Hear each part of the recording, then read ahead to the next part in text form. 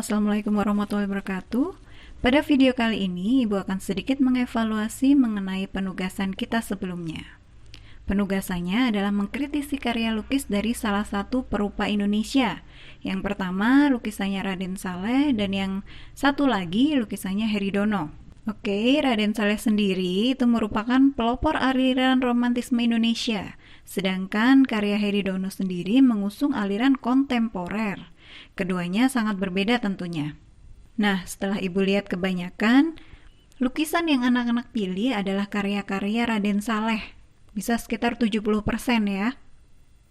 Oke, kita ambil sampel dari Nafan IPS 3, Haryo IPS 3, dan Diva dari IPS 2. Yang pertama kita lihat dari videonya Nafan. Assalamualaikum warahmatullahi wabarakatuh. Saya Nafan Alfadana dari kelas 10 IPS 3 absen 23 akan memberikan kritik seni terhadap satu karya buatan salah satu seniman terkenal di Indonesia.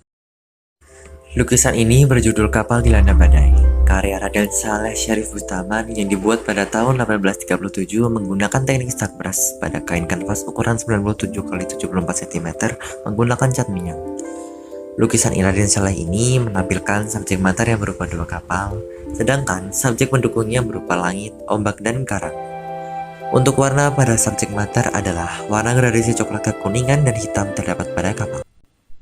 Nah, ini merupakan penjelasan latar belakang. Part ini hanya sebagai informasi pendukung saja, jadi tidak usah dibahas terlalu banyak.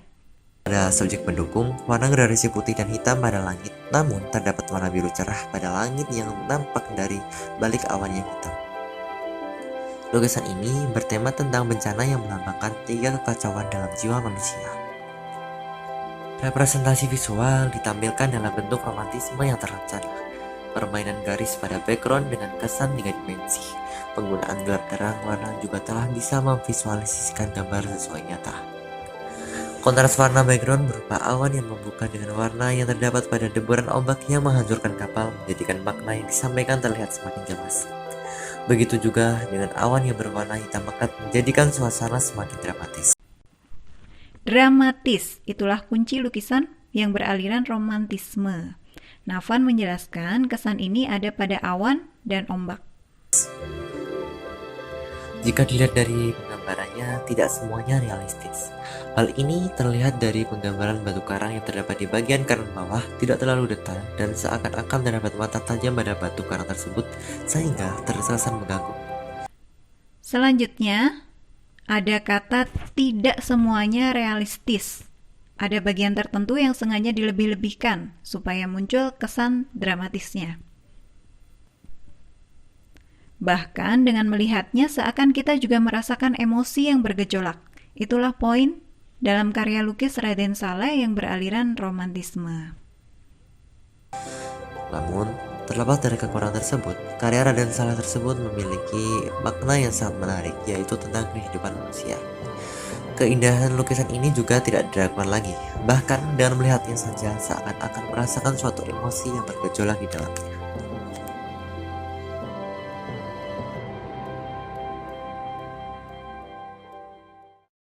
Sekian, terima kasih. Jika masih banyak kesalahan di dalam video saya mohon maaf. Wassalamualaikum warahmatullahi wabarakatuh.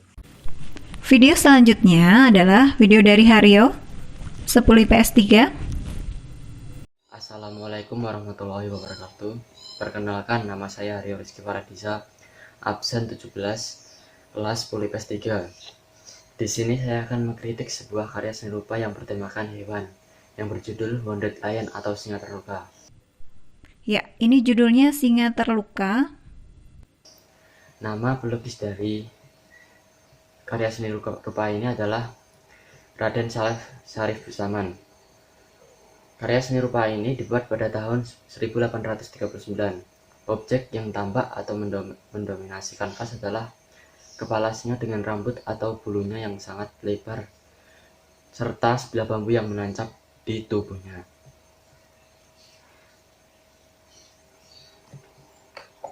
Di lukisan ini, warna yang tampak adalah klasik atau kalem. Yang dikritisi warnanya, klasik atau kalem. Saya suka dengan karya seni Wounded Lion atau singa terluka ini karena terlihat gagah dan garang dengan menunjukkan taringnya yang tajam meskipun tertancap sebilah bambu di tubuhnya. Haria menyatakan suka karena singa terlihat gagah. Mungkin ini saja kritikan seni rupa dari saya. Bila ada salah kata dari saya, mohon dimaafkan. Terima kasih. Wassalamualaikum warahmatullahi wabarakatuh. Oke, singkat dan padat, lalu selesai. Gitu ya. Ya, coba dilihat, ini ada kesan cahaya pada wajah singa. Padahal jika kita melukis singa dengan sebenar-benarnya, tidak mungkin bisa ada kesan cahaya seperti itu. Seperti si singa sedang ada di dalam sebuah studio foto yang ada hard lighting-nya di depannya. Jadi ada cahayanya yang begitu jelas ya di mukanya. Nah, kenapa digambarkan seperti itu? Itu karena untuk memunculkan kesan dramatisnya. Hampir sama seperti lukisan kapal yang tadi ya. Dan ini video yang terakhir dari Diva 10 IPS 2. Assalamualaikum warahmatullahi wabarakatuh. Perkenalkan, nama saya Diva Erina Dia Putri dari kelas 10 IPS 2 absen 11. Di kesempatan kali ini saya ingin mengkritik sebuah karya dari seorang pelukis bernama Heridono yang lahir pada tanggal 12 Juni 1960 di Jakarta. Heridono bersekolah di Institut Seni Indonesia di Yogyakarta atau ISI dan ia memulai karyanya pada tahun 1990. Ini adalah bagian intronya atau latar belakang videonya. Dan salah satu karya yang ingin saya kritik adalah karya yang berjudul Manusia Pertama di Bulan yang ia lukis pada tanggal 27 Maret tahun 2013. Karya ini menggambarkan sebuah peristiwa yang sangat besar yang terjadi pada tahun 1969 di mana Neil Armstrong dan kedua rekannya berhasil menginjakkan kakinya di bulan untuk pertama kalinya. Dan ini adalah latar belakang lukisannya. Dari lukisan ini saya ingin mengkritik dari segi gambarnya, yaitu ada beberapa gambar yang menurut saya kurang pantas untuk dicantumkan di lukisan ini. Yang pertama ada gambar anjing yang sedang pup di salah satu kawah bulan di bawah roket. Menurut saya itu kurang sopan. Dan ada gambar badut yang seperti menunggu di kawah bulan. Dan menurut saya itu tidak seharusnya digambar karena tidak ada kaitannya dengan peristiwa manusia di bulan. Dan gambar meteor yang justru menjauhi bumi, karena seperti yang kita tahu di mana-mana yang namanya meteor itu mendekati bumi, bukan menjauhi bumi. Dan menurut saya ini kurang. Kalau dari segi warnanya saya suka warna langitnya. Saya suka karena warna dasar langit yaitu biru, hitam, dan sedikit putih. Namun untuk warna bulannya saya kurang suka karena yang namanya bulan itu berwarna abu-abu, bukan coklat keemasan. Karena kalau warna coklat keemasan itu adalah warna Mars. Jadi menurut saya warna coklat ini bisa diganti menjadi warna abu-abu, warna bulan. Dan untuk warna roketnya, warna astronotnya saya suka, gambar astronot, gambar roketnya saya suka, tidak ada masalah. Namun ada satu gambar di roket yang menurut saya perlu diganti, yaitu gambar bintang. Gambar bintang di sini itu seperti logo dari Apollo 11. Sedangkan logo dari Apollo 11 itu adalah elang. Jadi menurut saya gambar bintang di roket ini bisa diganti menjadi elang supaya logonya itu benar. Menurut saya sampai di situ kritikan yang bisa saya berikan. Yang lainnya saya suka. Menurut saya lukisan ini bagus dan keren. Ya, hanya itu. Terima kasih. Terima kasih Diva telah mengkritik lukisan Heridono yang berjudul Manusia Pertama di Bulan. Sudah sangat bagus, detail, tiap objek dan pewarnaannya dikritisi dengan baik. Ini sudah masuk kriteria kritik populer. Good job, Diva. Namun yang perlu diperhatikan di sini, pada lukisan Heridono ini lebih ke imajinatif, bukan realistik. Maka cara mengkritiknya tidak bisa disamaratakan dengan lukisan realistik. Contohnya pada lukisan ini, ada badut di atas gunung yang tidak seharusnya di situ. Ada logo Apollo yang tidak seperti logo yang sebenarnya. Ada warna bulan yang seharusnya tidak seperti itu.